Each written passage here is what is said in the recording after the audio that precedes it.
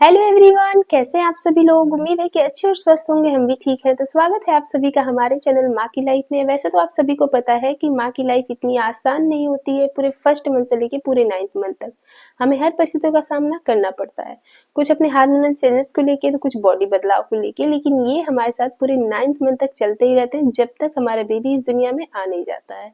तो थंबनेल देख के तो आप सभी को पता चल ही गया होगा कि मैं आज किस बारे में बात करने वाली हूँ। जी हाँ, प्रेगनेंसी के दौरान अगर आप में भी ये 2 लक्षण दिख रहे हैं, सबसे ज़्यादा परेशान कर रहे हैं, तो आप लोग आसानी से तर्क लगा सकते हैं कि आपके घर में जो नन्हा मेहमान आने वाला है वो क्या हो सकता है। खासकर सभी की उत्सुकता बनी रहती है जानने की कि हमारे घर जो नन्हा मेहमान आ रहा है वो क्या है, बेबी बॉय है या बेबी गर्ल है। तो आप लोग का डाउट क्लियर करते हैं कि बेटा बेटी में कोई अंतर नहीं है। भगवान जी जो हमें दे रहे हैं बस उनका आशीर्वाद समझ के एक्सेप्ट कर लेना चाहिए, क्योंकि उनके अलावा कोई नहीं जानता कि हमने क्या कंसीव किया है। ये तो बस एक तौर है, एक तुक्का है जो प्रेगनेंसी टाइम में एक दूसरे की प्रेगनेंसी को देख के लोग आसानी से लगाने लगते हैं।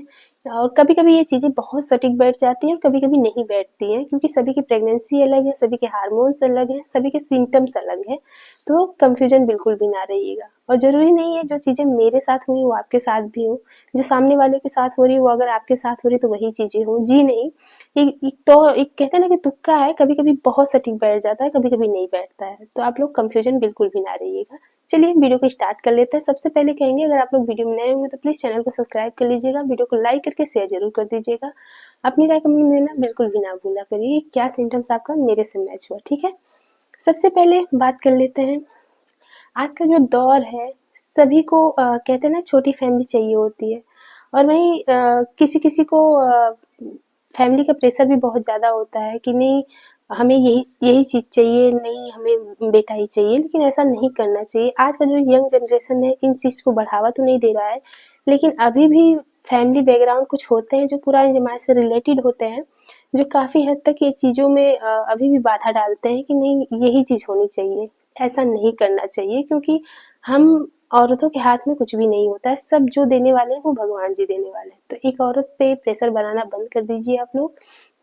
बस उनकी प्रेगनेंसी को हैप्पी हैप्पी एंजॉय कीजिए, उनको भी खुश रखिए। क्योंकि मैंने अक्सर देखा है अपने आसपास के लोगों में कि जिनको अगर एक बार बेबी गर्ल हो जाती हैं और अगर सेकेंड प्रेगनेंसी उनकी होती है तो लोग उन पे प्रेशर डालना स्टार्ट कर देते हैं। एक तो वो माइंड से डिस्टर्ब वैसे भी रहती है, ऊपर से उनको संभालने की बजाय और भी उनको तकलीफ देने परिवार वाले देने लगते हैं कि नहीं यही चीज़ होनी चाहिए। आज भी कुछ लोग हैं जो पुराने ज़माने से काफ़ी रिलेटेड हैं, जो काफ़ी हद तक इन सब चीज़ों पे बिलीव करते हैं। लेकिन मैं बस यही कह रही हूँ कि ये सब चीज़ें नहीं होनी चाहिए। जो हमारे इंडिया में बैन है काफ़ी तरह पूरी तरह से, तो आप लोग गलत थिंकिंग बिल्कुल भी ना लगाइएगा। मैं इस चीज़ को बढ़ावा नहीं दे रही हूँ। बस मैं ये कहना चाहती हूँ अपने वीडियो के माध्यम से कि ये सब चीज़ें आज की जनरेशन में नहीं होनी चाहिए, क्योंकि हम जो यंग लोग हैं वो तो नहीं करते हैं, लेकिन जो हमारे आज भी बुजुर्ग लोग हैं उन लोग में थोड़ा बहुत आज भी चलता है, ठीक है। तो सबसे पहले ये 2 लक्षण क्या है, मैं इनसे अपनी प्रेगनेंसी से रिलेटेड बात करूँगी। लेकिन आप लोग को अगर गलत लगा हो तो आप लोग कमेंट करके ज़रूर बताइएगा कि ये सब चीज़ें गलत है या सही है, क्योंकि काफ़ी मात्रा में मैं अपने आस-पास के लोगों में ये चीज़ें देखती हूँ तो मुझे बहुत खराब लगता है कि आज भी कुछ लोग हैं जो इतने ज़्यादा टॉर्चर करते हैं सभी को, ठीक है? नहीं करना चाहिए। तो चलिए जान लेते हैं कौन-सा लक्षण है। सबसे पहले आप लोग की जानकारी के लिए बता दें कि मेरे पास 2 बेबी है। मेरे पास एक बेबी गर्ल है और एक बेबी बॉय है जो सेकंड प्रेगनेंसी में। आप लोग मेरे से काफ़ी दिनों से जॉइंट है और मेरी प्रेगनेंसी को एंजॉय भी किया मेरे साथ-साथ। और मैंने आपसे कहा भी था कि एक बार मेरे बेबी आ जाने दीजिए इस दुनिया में, तो मैं उसके सारे सिम्पटम्स आपको शेयर करती रहूँगी, ठीक है? तो कौन-सा मंथ आपका रनिंग में चल रहा है आप लोग कमेंट करके ज़रूर बताइएगा, ठीक है? सबसे पहले ये जो लक्षण मैं आपको बताने जा रही हूँ ये आपको 1 से लेके 3 मंथ तक के मतलब कि रनिंग में आपको दिखने लगेगा। और वहीं अगर ये भी चलता रहा, बीच में बंद नहीं हुआ, फिर भी इसका क्या लक्षण है आपको ये भी बताऊँगी। तो सबसे पहले स्मेलिंग, जी हाँ, प्रेगनेंसी टाइम में काफ़ी ज़ोर-शोर से ये चीज़ें सभी के साथ होती रहती हैं और इसका जो अनुमान है अपने-अपने अलग-अलग लेवल से सब लोग अपनी-अपनी प्रेगनेंसी से कन्वर्ट करने लगते हैं। कोई कहता है कि नहीं ये मेरे बेबी गर्ल के समय बहुत ज़्यादा हुआ था, कोई कहता है ये मेरे बेबी बॉय के समय बहुत ज़्यादा हुआ था। तो आज क्या सच्चाई मैं आपको इस वीडियो में बताऊँगी। सबसे पहले स्मेलिंग का होना ये किसका संकेत है और ये किसमें सबसे ज़्यादा होता है? तो अगर मैं अपनी प्रेगनेंसी की बात करूँ, सटीक-सटीक जानकारी दूँ आपको, तो सबसे ज़्यादा स्मेलिंग का सामना बेबी गर्ल में करना होता है। अगर आप लोग बेबी गर्ल को कंसीव की रहेंगी तो आप लोग स्मेलिंग का सामना बहुत ज़्यादा करना पड़ता है, क्योंकि हम लड़कियां माँ के पेट से ही स्मेलिंग की एलर्जी हो जाते हैं।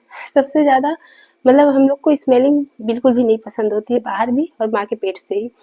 तो आप लोग का क्या राय है, आप लोग कमेंट करके ज़रूर बताइएगा कि आपका ये किसके समय हुआ था। मुझे तो मेरे बेबी गर्ल के समय बहुत ज़्यादा स्मेलिंग का सामना करना पड़ा था। मैं कुछ भी नहीं खा पाती थी, ना तो मैं सब्जी खा पाती थी, ना तो मैं चावल खा पाती थी, और मसाला वगैरह तो बिल्कुल भी नहीं पसंद, एकदम से उल्टियाँ होने लगती थी बहुत ज़्यादा। तो ये मुझे मेरे बेबी गर्ल के समय हुआ था। आप लोग बताइएगा आपको किसके समय हुआ था। और वहीं मैं मतलब देखी भी हूँ, किसी-किसी को बेबी बॉय के समय बहुत ज़्यादा होता है। तो मुझे मेरे बेबी बॉय के समय बिल्कुल भी नहीं हुआ। एकदम नॉर्मल थी मैं, सारी चीज़ें मुझे पसंद थी, सब कुछ मैं खाती थी। जो भी दिक्कतें हुई थी मुझे मेरे बेबी गर्ल के समय हुई थी। ठीक है? लेकिन आप लोग कन्फ्यूज़न बिल्कुल भी ना होइएगा। सबकी प्रेगनेंसी अलग है, सभी की बॉडी अलग है, सभी के हार्मोन्स अलग है। तो जो भी सिम्पटम्स आएँगे सभी के अलग आएँगे। ठीक है ना? स्मेलिंग मुझे मेरे बेबी गर्ल के समय हुई थी। अब नेक्स्ट है, सबसे ज़्यादा उल्टियाँ किसमें हुई थी? आपको भी डाउट होता होगा ना, प्रेगनेंसी टाइम में अक्सर इस ऐसा हमारे हार्मोनल चेंजेस होते रहते हैं, ऐसे बॉडी बदलाव होते रहते हैं कि हम कंफ्यूजन हो जाते हैं जानने और पूछने में। जब से हमारी प्रेगनेंसी रनिंग में चलती है, हम अपने जितने भी सिम्पटम्स हैं अपने घर वालों से शेयर करते रहते हैं, और वहीं किसी के साथ क्या मैच होता है, किसी के साथ क्या मैच होता है, तो डाउट बना रहता है सभी को ना। तो सबसे ज़्यादा उल्टियों का अगर सामना करना पड़ता है तो ये किसमें होता है और कितने मंथ तक होता है? मैं अगर अपना रियल का एक्सपीरियंस दूँ आपको, तो 1 से लेके 3 मंथ तक अगर आपको उल्टियाँ हो रही हैं, फिर इसके बाद बंद हो जा रही है, जैसे कहते हैं ना 3 मंथ तक बेबी का लिंग बन चुका होता है, तो अगर इसके बाद आपकी उल्टियाँ बंद हो गई हैं, बिल्कुल भी नॉर्मल है, कोई दिक्कत नहीं है, तो इस कंडीशन में कहा जाता है कि बेबी गर्ल होने का पूरा-पूरा चांस होता है। और वहीं बिल्कुल भी उल्टियाँ नहीं हो रही है, तो इसमें बेबी बॉय होने का पूरा-पूरा चांस होता है, जो मेरी प्रेगनेंसी मेरे बेबी बॉय के साथ हुई थी। मुझे बेबी बॉय के समय बिल्कुल भी उल्टियाँ नहीं हुई और बिल्कुल भी मुझे स्मेलिंग भी नहीं हुई थी।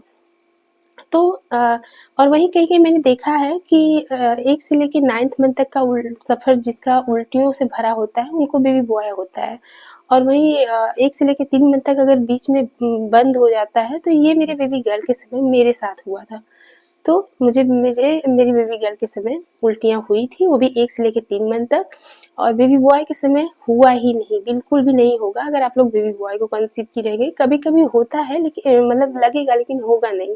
जो मैंने अपना रियल का एक्सपीरियंस बताया, ये मेरे साथ हुआ था। लेकिन आप लोग के साथ क्या हो रहा है, किसके समय कितना बार मतलब उल्टियों का सामना आप लोगों को करना पड़ा था, आप लोग कमेंट करके ज़रूर बताइएगा, ठीक है?